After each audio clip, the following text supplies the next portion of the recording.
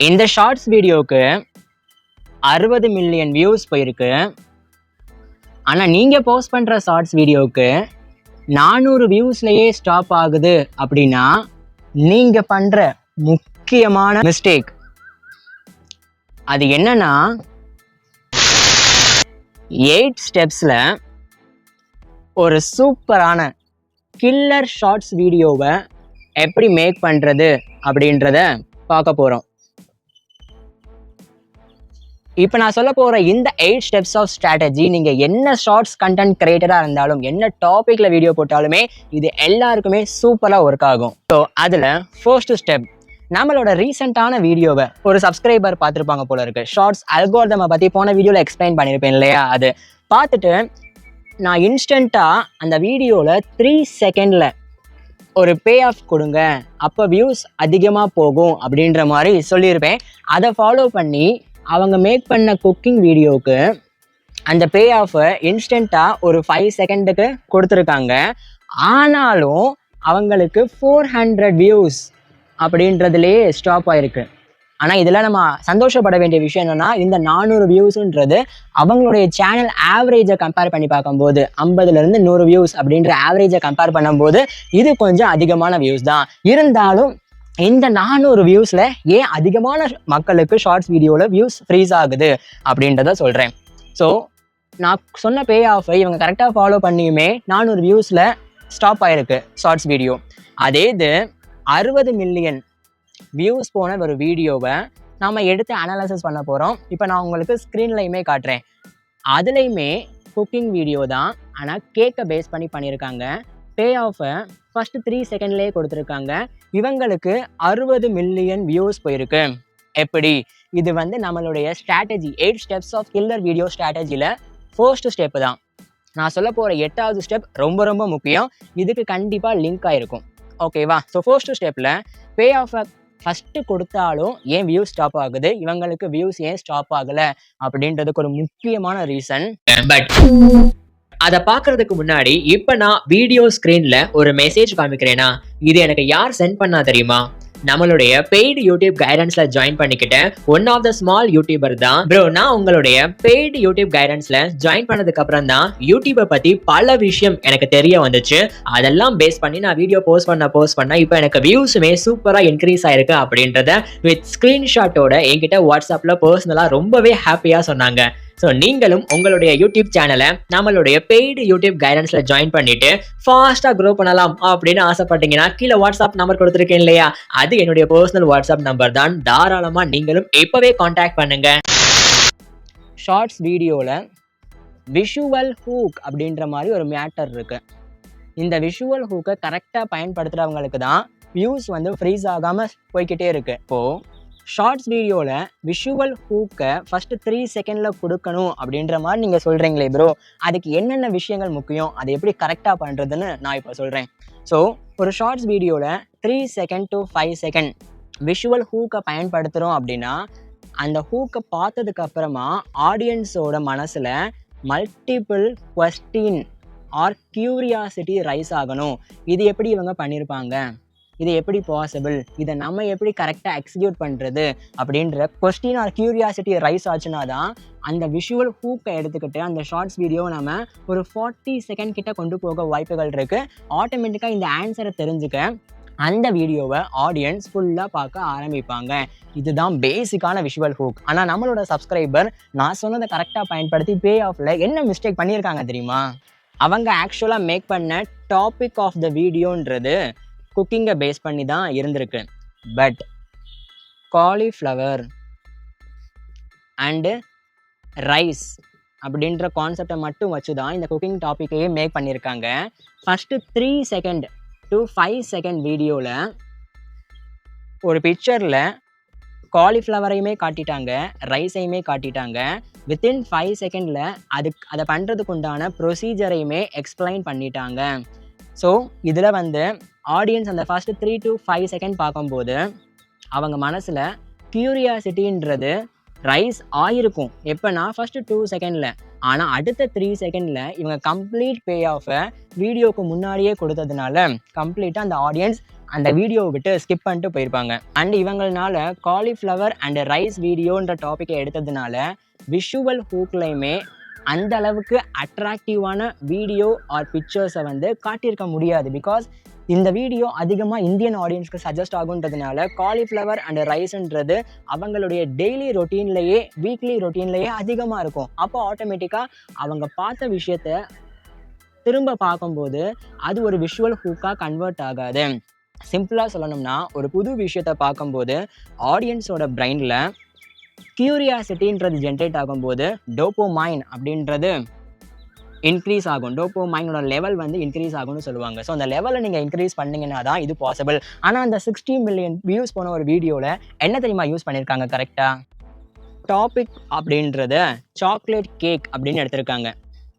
So chocolate கேக்னால் பேசிக்காக என்னது? நம்ம வீட்டில் பண்ணுறது ரொம்ப கஷ்டம். ரெண்டாவது, சாக்லேட் கேக்குன்றது மோஸ்ட் ஆஃப் த மெஜாரிட்டி ஆடியன்ஸுக்கு இன்ட்ரெஸ்டட் டாப்பிக்காக எடுத்திருக்காங்க. ஸோ இதில் அவங்க விஷுவலாக பயன்படுத்தின ஹூக்குன்றது நான் சொன்ன மாதிரி ஃபஸ்ட்டு பே ஆஃபை சாக்லேட் கேக் அப்படின்றத காட்டிட்டு இதை ஸ்லைஸ் பண்ணி எடுக்கிற மாதிரி காமிச்சிருக்காங்க. ஸோ அப்போ ஆடியன்ஸுக்கு என்னது? அவங்க விஷுவலாக பேசும்போது இந்த கேக்கை ஹவு டு மேக், எப்படி செய்வது அப்படின்றத பேசிட்டு இந்த கேக்கை அப்படியே ஸ்லைஸ் பண்ணி காமிக்கிறாங்க. ஸோ இந்த இடத்துல கேக் அப்படின்றதுனால கியூரியாசிட்டி லெவல் ஹையாக இருக்கும்.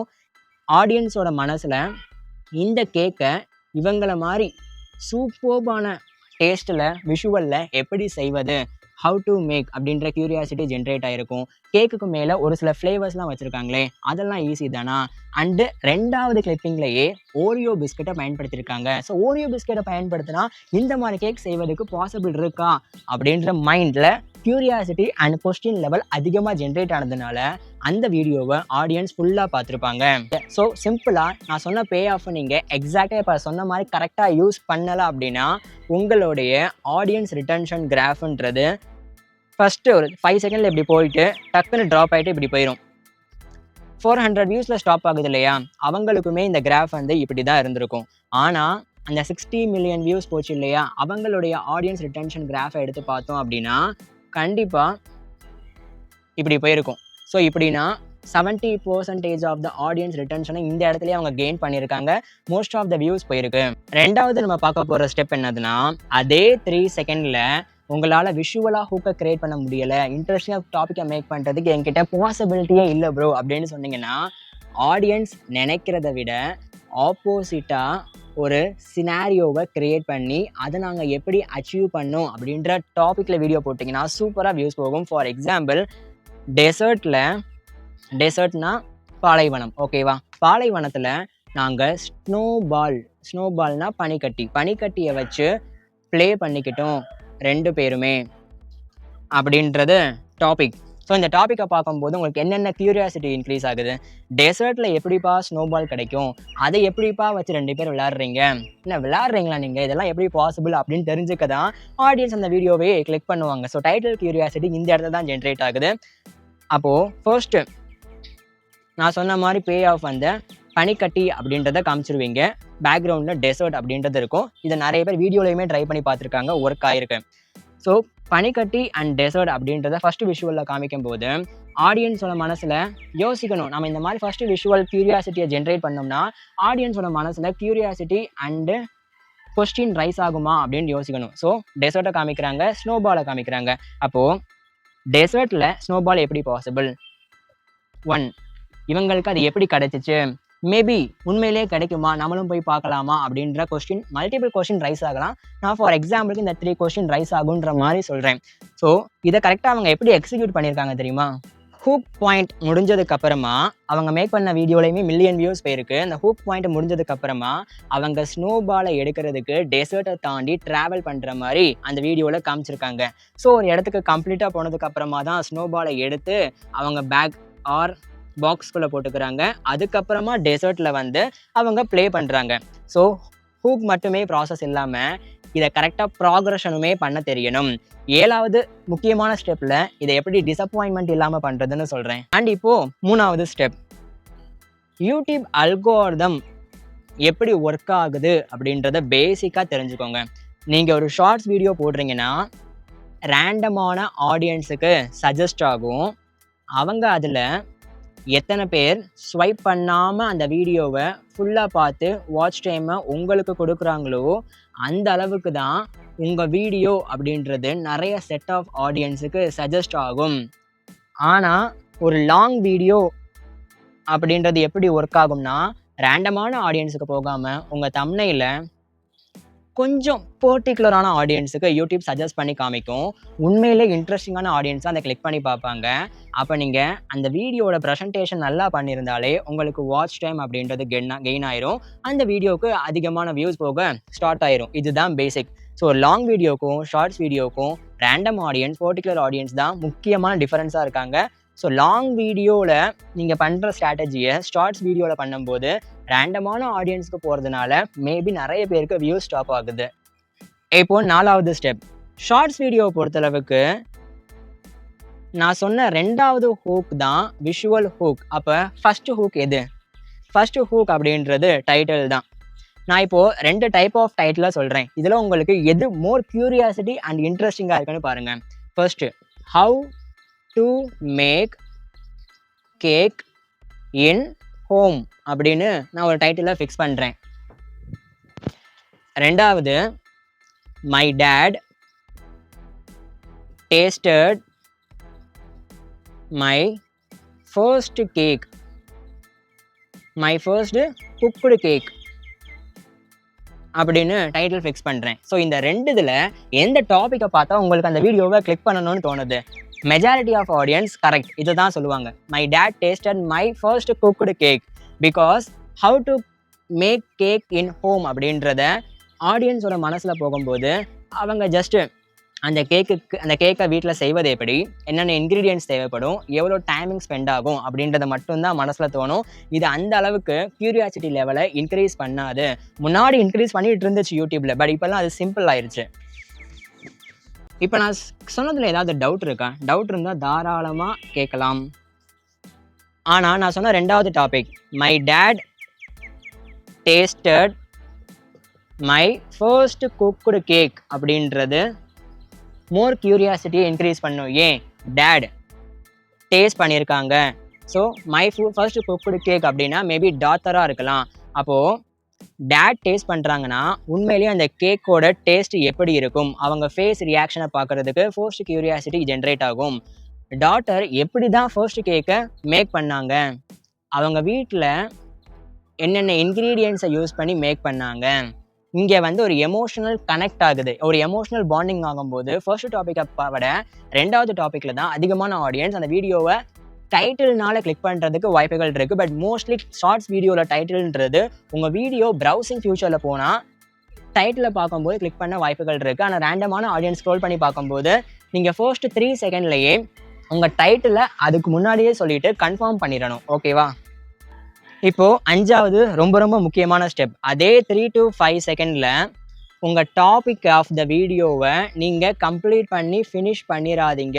அதுக்கப்புறம் ஆடியன்ஸ் அந்த வீடியோவை பார்க்குறதுக்கு ஒரு அர்த்தமே இருக்காது, ஒரு ரீசனுமே இருக்காது. நான் ஃபார் எக்ஸாம்பிள் சொல்கிறேன், நம்மளை மாதிரி ஒரு யூடியூபர் தான் ஒரு பாட்டில் ஓப்பன் பண்ணுற வீடியோவை ஷார்ட்ஸாக மேக் பண்ணுறாரு. அப்போ first thing, how to open bottle அப்படின்னு போடுறாருன்னா அவர் ஃபர்ஸ்ட் 3 to 5 செகண்டில் அந்த பாட்டிலை எப்படி ஓப்பன் பண்ணுறதுன்னு சொல்லிட்டு 4வது செகண்ட்லேயே நான் இந்த இன்ஸ்ட்ருமெண்ட்டை யூஸ் பண்ணி தான் ஓப்பன் பண்ணுறேன் அப்படின்றத அந்த ஃபர்ஸ்ட் 5 செகண்டில் முடிச்சுட்டாருன்னா அவரோட topic of the payoff கம்ப்ளீட்டாக இங்கேயே முடிஞ்சிருச்சு. அதுக்கப்புறம் ஆடியன்ஸ் அந்த வீடியோவே பார்க்க மாட்டாங்க. மேபி அதுக்கப்புறமா அந்த யூடியூப் கிரியேட்டர் பாட்டில் ஓப்பன் பண்ணிவிட்டு இந்த கொக்கோ கோலாவோட டேஸ்ட் எப்படி இருக்குது, இந்த கூல்ட்ரிங்க் எப்படி இருக்குது, எங்கேருந்து வந்திருக்கு அப்படின்னு எக்ஸ்பிளைன் பண்ணாலுமே அது ஆடியன்ஸ்க்கு தேவையில்லை. பிகாஸ் அவங்க இந்த டைட்டில் தான் எக்ஸ்பெக்ட் பண்ணி வந்திருக்காங்க. அந்த டைட்டிலோட பே ஆஃபை கம்ப்ளீட்டாக ஒரு கிரியேட்டர் 5 செகண்ட்லேயே முடிச்சிட்டாங்கன்னா அந்த வீடியோ அடுத்து கம்ப்ளீட்டாக ட்ராப் ஆக ஆரம்பிச்சிடும். ஸோ ஒரு ஷார்ட்ஸ் வீடியோவில் பே ஆஃப் அப்படின்றத நீங்கள் பிரித்து வச்சுக்கணும். ஃபர்ஸ்ட்டு 10 செகண்டில் ஃபஸ்ட்டு பே ஆஃப், ஃபஸ்ட்டு 5 செகண்டில் ஒரு பே ஆஃப், 10 செகண்டில் ஒரு பே ஆஃப், 15 செகண்டில் ஒரு பே ஆஃப், லாஸ்ட்டு 35 செகண்டில் ஒரு பே ஆஃப் அப்படின்றத பிரித்து வைக்கணும். For example, how to open bottle without hand அப்படின்னு சொல்லும்போது ஓகே பாட்டில் ஓப்பன் பண்ணுறாங்க, பாட்டிலை காமிக்கிறாங்க அப்படின்றதுக்கு ஃபர்ஸ்ட் பே ஆஃப் கிரியேட் ஆகும். பட் வித்தவுட் ஹேண்ட், எப்படி ஹேண்டே யூஸ் பண்ணாமல் அந்த பாட்டில் ஓப்பன் பண்ணுறாங்க, பாட்டிலோட மூடி ஓப்பன் பண்ணுறாங்கன்னு தெரிஞ்சுக்க தான் அடுத்த 30 செகண்ட் ஆடியன்ஸ் உள்ள இருப்பாங்க. ஸோ அப்போ ஃபர்ஸ்ட் 10 செகண்ட்ல நம்ம என்ன இன்ஸ்ட்ருமெண்ட்டை யூஸ் பண்ண போகிறோம், வாயால் திறக்க போகிறோமா காலால் திறக்க போகிறோமான்றதை ரிவீல் பண்ணலாம். அடுத்து என்ன இன்ஸ்ட்ருமெண்ட்டை யூஸ் பண்ணி திறக்க போகிறோன்றதை ரிவீல் பண்ணலாம். 35வது செகண்டில் கம்ப்ளீட்டாக நான் ஃபினிஷ் பண்ணிட்டேன், ஏன் இதை பண்ணேன் அப்படின்றத சொல்லும் போது தான் அந்த பே ஆஃப் பார்க்கறதுக்காக ஆடியன்ஸ் வீடியோவை ஃபுல்லாக பார்க்கறதுக்கு வாய்ப்புகள் இருக்கு. 6வது ஸ்டெப், ஷார்ட்ஸ் வீடியோவுக்கு முக்கியமான ஒரு விஷயம் எடிட்டிங். நீங்கள் எடிட்டிங் இல்லாமல் என்னதான் ஒரு சூப்பரான வீடியோவை ப்ரெசன்டேஷனாக மேக் பண்ணாலுமே வியூஸ் போகிறது ரொம்ப ரொம்ப கஷ்டம். ஸோ ஷார்ட்ஸ் வீடியோவில் அதிகமாக வியூஸை கெயின் பண்ணணும்னு முடிவு பண்ணிட்டீங்கன்னா ரிட்டன்ஷன் பேஸ்டு எடிட்டிங்கை எப்படி பண்ணணும்னு லேர்ன் பண்ணிக்கோங்க ஃபர்ஸ்ட்டு. இல்லை ப்ரோ என்கிட்ட சிஸ்டம் இல்லை, மொபைல் நல்ல ஆப்லாம் இல்லை, அப்போ ரிட்டன்ஷன் எடிட்டிங் கற்றுக்க முடியாதுன்னு நினச்சிங்கன்னா தயவு செஞ்சு ஸ்டோரி டெல்லிங்கையாவது ப்ராப்பராக ஒரு வீடியோக்கு எப்படி எக்ஸிக்யூட் பண்ணுறதுன்னு கற்றுக்கோங்க. ஸ்டோரி டெல்லிங்கில் ஹூக் பாயிண்டில் நீங்கள் எமோஷன் ஆர் ஆக்ஷன் அப்படின்றத பேஸ் பண்ணி க்யூரியாசிட்டியை ஜென்ரேட் பண்ணிவிட்டு வீடியோ கடைசியில் அதுக்கு கரெக்டாக பே ஆஃப் கொடுத்தாலே உங்கள் வீடியோ நல்லா வியூஸ் போக ஸ்டார்ட் ஆகும், ஃப்ரீஸ் ஆகாமல். ஸோ ஸ்டோரி டெல்லிங்கில் எவ்ரி சென்டென்ஸுக்கு நடுவில் அண்டுன்றதை யூஸ் பண்ணாமல் பட், ஒய், தெர்ஃபோர் அப்படின்றத யூஸ் பண்ண ஸ்டார்ட் பண்ணுங்க. அதாவது எதனாலனா, ஏன்னா, அதனால அப்படின்றத நீங்கள் சென்டென்ஸோட நடுவில் போட ஆரம்பிச்சிங்கன்னா ஒரு சென்டென்ஸுக்கும் கனெக்டிவிட்டி வரும். அப்போ ஆடியன்ஸ் அந்த வீடியோவை ஒரு ஸ்டோரி டெல்லிங் ஸ்ட்ரக்சரில் ஃபுல்லாக பார்ப்பாங்க. அண்ட் 7வது, நீங்கள் பே ஆஃப் அப்படின்றத ரொம்ப க்யூரியாசிட்டியாக ஃபஸ்ட்டு 5 செகண்டில் கொடுத்துட்டு ஷார்ட்ஸ் வீடியோவில் அடுத்து ஆடியன்ஸை டிசப்பாயின்மெண்ட் பண்ணாதீங்க. அவங்க எதிர்பார்த்து உள்ளே வந்த விஷயத்த சப்பையாக முடிக்கக்கூடாது. அப்படி முடிக்க ஆரம்பிச்சிங்கன்னா உங்களோட அடுத்த வீடியோவை ஆடியன்ஸ் கண்டிப்பாக இன்ட்ரெஸ்டிங்காக பார்க்க மாட்டாங்க. நான் ஃபார் எக்ஸாம்பிளுக்கு சொல்கிறேன், நான் ஒரு டாபிக் சொன்னேன் இல்லையா, my dad tasted my first cooked cake அப்படின்னு சொன்னேன்னா, ஸோ இதில் நீங்கள் பீட்டில் உங்கள் கேக்கை மேக் பண்ணுறதை காமிக்காமல் ஜஸ்ட்டு கடையில் போயிட்டு ஒரு கேக்கை பை பண்ணி கொண்டு வந்துட்டு உங்கள் டேட் கிட்ட கொடுத்து அந்த வீடியோவை கம்ப்ளீட் பண்ணிங்கன்னா ஆடியன்ஸ் எக்ஸ்பெக்ட் பண்ணி வந்தது என்னவா இருக்கும், நீங்கள் பண்ணுற ப்ரெசன்டேஷனில் என்ன இருக்குது, ஆடியன்ஸை அதிகமாக டிசப்பாயின்மெண்ட் பண்ணுறீங்க. நான் குக் பண்ண ஃபர்ஸ்ட் கேக் அப்படின்னு சொல்லிட்டு ஒரு காமெடிக்காக கடையில் போய் கொண்டு வந்து கொடுத்தீங்கன்னா இந்த இடத்துல ஆடியன்ஸை டிசப்பாயின்மெண்ட் பண்ணுறீங்கன்றது தான் அர்த்தம். ஸோ நீங்கள் டாப்பிக்கில் சொன்ன விஷயத்த எக்ஸாக்டாக ப்ரெசன்டேஷனில் கொண்டு வந்து ஆடியன்ஸை டிசப்பாயின்மெண்ட் பண்ணாத மாதிரி அந்த வீடியோவை மேக் பண்ண கற்றுக்கோங்க. அப்போ தான் ஷார்ட்ஸ் வீடியோவில் நீங்கள் ஜெயிக்கவே முடியும்.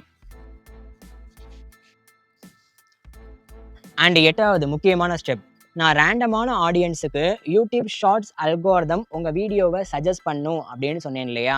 ஆனால் ஒரு சில பேருக்கு ஷார்ட்ஸ் ஃபீட் அப்படின்றதே ரன் ஆகாது.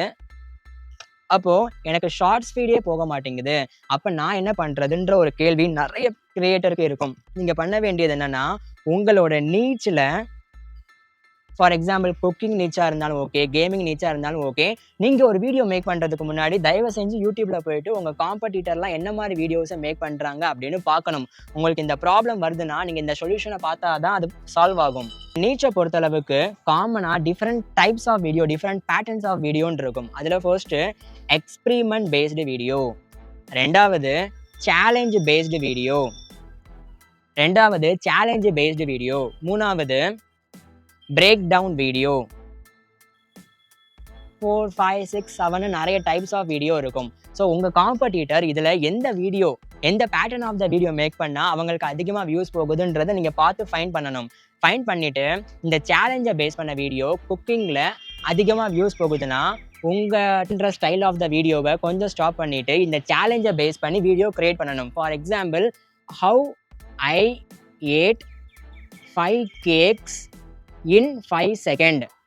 இதுதான் சேலஞ்ச் ஆஃப் த வீடியோ. 5 கேக்கை நான் 5 செகண்டில் எப்படி சாப்பிட்டு முடிச்சேன்றத ஒரு சேலஞ்ச் வீடியோவாக மேக் பண்ணும்போது உங்களோட ஆடியன்ஸ் ஆல்ரெடி இந்த மாதிரி வீடியோவை பார்த்துருக்காங்கன்றதுனால அவங்களுக்கு மோர் கியூரியாசிட்டி இந்த வீடியோவில் வரும். அப்போ யூடியூபோட ஷார்ட்ஸ் அல்காரிதமே இது ஒரே டைப் ஆஃப் பேட்டர்ன் வீடியோ, ஒரே கீவேர்ட்ஸ் தான் மேட்ச் ஆகுதுன்றதுனால அதிகமான ஆடியன்ஸுக்கு ஷார்ட்ஸ் ஃபீல்டில் கொண்டு போகும், உங்களுக்கு வியூஸ் ஸ்டாப் ஆகாமல் போகும். பட் இதெல்லாம் என்னது, உங்களுக்கு ஒரே வீடியோவில் நான் சொல்கிற விஷயத்தெல்லாம் பயன்படுத்தி பார்க்கும்போது வியூஸ் கிடைக்காது, வியூஸ் ஸ்டாப் ஆகாமல் போகாது. மல்டிபிள் வீடியோவை க்ரியேட் பண்ணணும். நான் சொல்கிற எவ்ரி ஸ்டெப்ஸை ஒரு வீடியோவில் கொஞ்சமாக இன்க்ரீஸ் பண்ணுங்கள். 0.5% நீங்கள் இன்க்ரீஸ் பண்ணிக்கிட்டே வந்தாலே நீங்கள் போடுற 50th வீடியோ ஆர் 30th வீடியோவில் நீங்கள் ப்ராப்ளமை சால்வ் பண்ண ஆரம்பிப்பீங்க. வியூஸ் அன்ஃப்ரீஸ் ஆகாமல் போகும். ஸோ ஷார்ட்ஸ் வீடியோவுக்கு எக்ஸ்பீரியன்ஸ் இஸ் மோஸ்ட் இம்பார்ட்டன்ட். நிறைய வீடியோ மேக் பண்ணுங்கள், நிறைய எக்ஸ்பீரியன்ஸை கெயின் பண்ணுங்கள். அப்போ தான் நான் சொல்கிற டிப்ஸ் உங்களுக்கு யூஸ்ஃபுல்லாக ஒர்க் ஆகும்.